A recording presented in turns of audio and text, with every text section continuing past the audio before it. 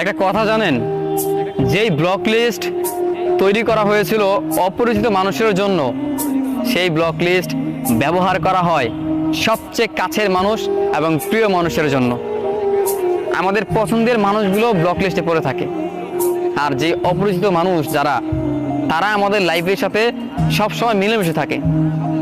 দেখেন, এই যে আমাদের পছন্দের মানুষ, আমাদের ভালোবাসার মানুষ, যে কিনা আমার পছন্দের, যে কিনা আমার প্রিয়জন, যে কিনা আমার আপনজন, যাকে আমি নিজের চাইতে বেশি ভালোবাসি, আমি তার ব্লক লিস্টে থাকি।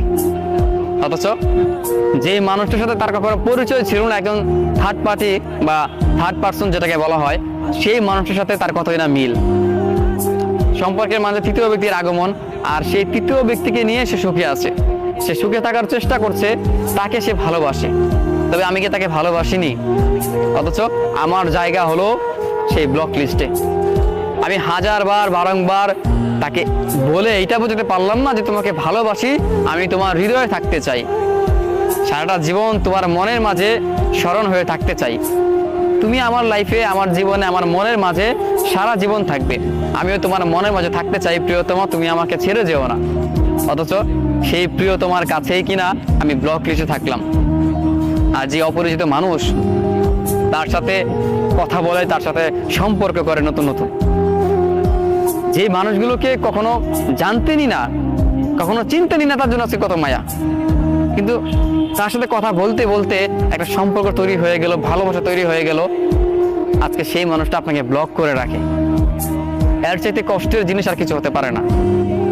অন্তত সে আমাকে ভালো না বাসুক, সে আমাকে ছেড়ে চলে গিয়েছে, তাতে কোনো দুঃখ নেই আমার, সে তো চাইলে আমার সাথে কথা বলতে পারে।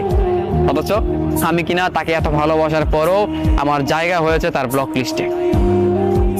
আসলে আমাদের ভাগ্যই খারাপ, নাকি সেই মানুষগুলোই খারাপ? কোনটার দোষ দিব?